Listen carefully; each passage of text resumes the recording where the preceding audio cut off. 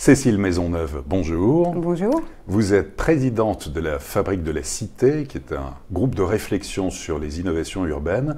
Et vous sortez cette semaine un gros rapport, une belle étude autour du logement abordable qui s'intitule « À la recherche du logement abordable, un défi européen ». Vous passez en revue donc les grandes capitales, Paris, Stockholm, Londres et Berlin notamment. Tout d'abord, est-ce qu'il y a des similitudes en termes de pénurie de logement et de prix de l'immobilier très élevés par rapport aux villes périphériques ?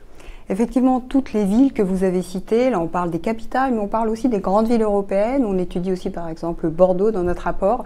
Toutes ces villes sont confrontées au même problème, elles sont très attractives.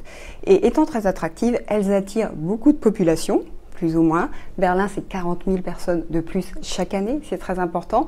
Et par conséquent, le prix du logement augmente, qu'il s'agisse de l'accession à la propriété ou des loyers. Alors justement, si on fait un petit focus, un tour d'horizon sur quelques capitales. Alors tout d'abord, Berlin, vous l'évoquiez. Alors les différences peut-être aussi là, avec Paris et le prix du logement à Berlin, est-ce qu'il est abordable? Est-ce qu'il y a des quartiers spécifiques?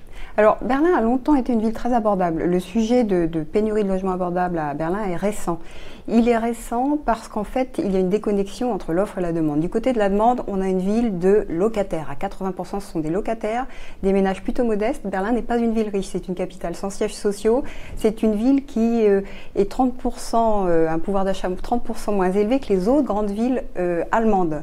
Et à Berlin, face à ce marché de locataires aux revenus modestes, l'offre, c'est la construction de logements plutôt haut de gamme. Donc l'offre et la demande ne se rencontrent pas et il y a crise. Il y a crise.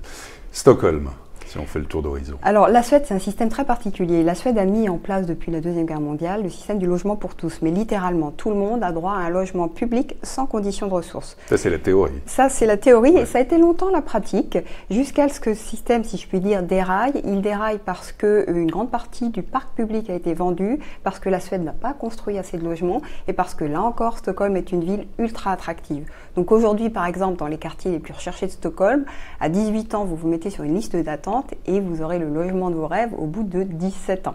Donc il y a un problème là encore de déconnexion entre ce droit écrit, proclamé, qui a longtemps fonctionné encore une fois, mais qui aujourd'hui ne fonctionne plus du tout.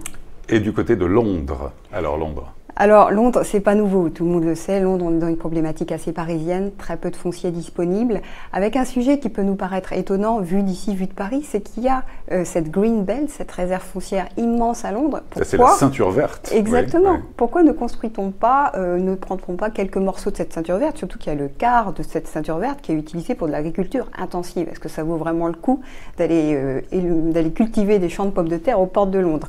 Donc là, on a un problème culturel et il y a aussi des problèmes de gouvernance, si je puis dire. Le Grand Londres a très peu de pouvoir en matière foncière, d'où une grande difficulté à construire plus de logements.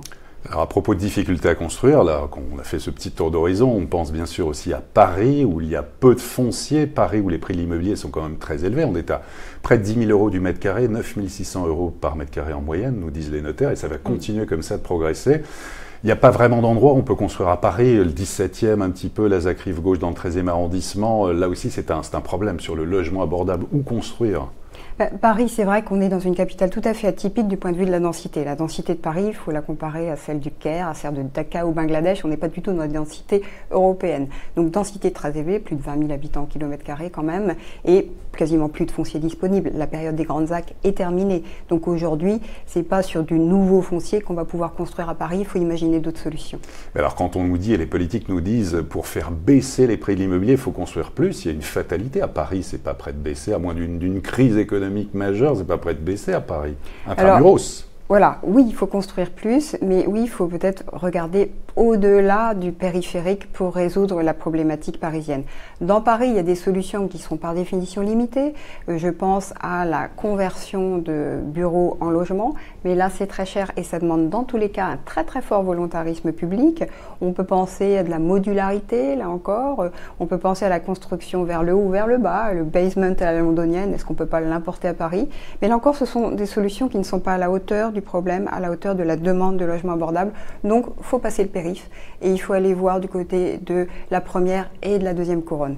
Et là, on a un autre sujet, c'est le lien, je dirais, entre le logement et les infrastructures de mobilité. C'est le sujet du Grand Paris Express. Alors, justement, ce Grand Paris Express avec ce projet de construire notamment 68 nouvelles gares autour de la première, une partie de la deuxième couronne parisienne, est-ce que là aussi, ça ne va pas faire monter les prix par cet effet, quand on sait qu'on a aussi parallèlement l'obligation de construire pour les Jeux Olympiques de Paris en 2024. Est-ce qu'il ne va pas avoir un effet à la fois booster, mais qui va faire monter les prix? Alors, c'est tout l'enjeu effectivement de la construction de ces nouvelles gares. Il faut à la fois les construire comme des gares très pratiques qui vont fluidifier le trafic, mais aussi comme des véritables nouveaux quartiers, des objets urbains. Donc ça va demander, je pense, pour qu'on n'ait pas cet effet pervers de hausse des prix immédiate, une très forte collaboration entre évidemment les élus, les bailleurs, les constructeurs, les propriétaires, et j'allais dire de nouveaux types de partenariats qui sont inventés autour de cet objectif. Il faut que tout le monde s'aligne sur cet objectif. L'effet olympique, bien sûr, c'est même l'effet recherché, pourrait-on dire. Et plus profondément que ça, je pense que la question du Grand Paris pose une question fondamentale qu'on n'a pas su résoudre, et d'ailleurs aucune ville au monde n'a su la résoudre depuis 30 ans, c'est comment finalement on va rapprocher l'emploi du logement. Parce que notre problème depuis 30 ans, c'est que plus ça va, plus on habite loin du lieu où on travaille. Et c'est ça l'enjeu. Est-ce qu'il y a, vous qui évoquiez tout à l'heure notamment la ville de Bordeaux, il y a un peu le même phénomène avec Paris, le centre de Paris, le phénomène de ces plateformes d'Airbnb, bien sûr, pour ne pas le citer, est-ce que ça a un effet aussi de faire monter les prix parce qu'il y a aussi des rénovations, parce que le logement coûte cher, tout ce qui est rare est aussi cher. Est-ce que ça ne fait pas monter les prix à Paris comme à Bordeaux? Est-ce que ça ne contribue pas? Alors c'est vrai que ce nouvel acteur qui a débarqué dans nos villes, il débarque dans la mobilité, il débarque dans le logement, peut-être demain dans l'énergie, ce nouvel acteur est venu perturber le marché au sens où il a fait apparaître une nouvelle offre et une nouvelle demande aussi d'ailleurs.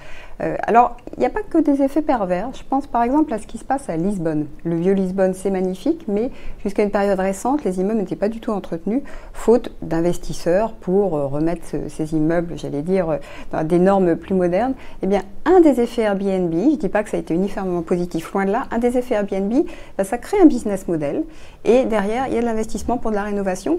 Et je me demande si on ne pourrait pas, puisque ces plateformes sont là, elles existent, travailler sur de nouveaux types de partenariats. Il faut les réguler, bien sûr, là il n'y a pas de sujet, sinon ça perturbe trop le marché, on le voit dans d'autres villes, on le voit à Amsterdam, on le voit à Barcelone.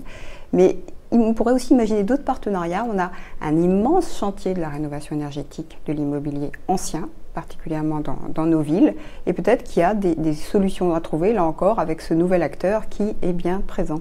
Et à propos d'innovation, justement, dans le domaine, est-ce qu'on ne va pas être amené à vendre plutôt des services au mètre carré, plutôt que des mètres carrés, bientôt, dans les prochaines années?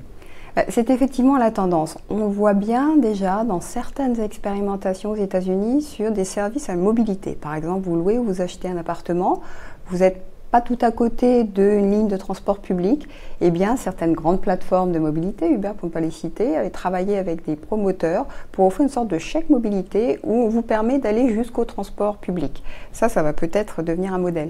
Et ça va aussi passer par la vente, je pense, de services énergétiques. D'autant que si on a une électrification du parc automobile, eh bien la batterie devrait être gérée. Quand est-ce qu'on rechargera notre batterie pour pas que ça fasse exploser le système de réseau de distribution d'électricité? Et il est fort possible qu'on se retrouve avec des logements, avec tout un tas de services énergétiques, de mobilité, et puis j'allais dire du service du bien-être quotidien, d'autant que ça permet, une fois encore, de réduire les déplacements et peut-être la congestion urbaine quand les services sont à proximité. Et donc le logement abordable, beaucoup de solutions viendront par les innovations, à la fois technologiques, par l'usage même, mais aussi d'une volonté politique. Il faut une très forte volonté politique pour résoudre ce problème abordable. Ce qui est en jeu quand même, je pense que fondamentalement, c'est l'ADN de la ville européenne, cette capacité qu'ont nos villes en Europe, qui n'existe pas sur tous les continents si on regarde bien, à agréger en leur sein les classes populaires, les classes moyennes, les personnes avec des hauts revenus.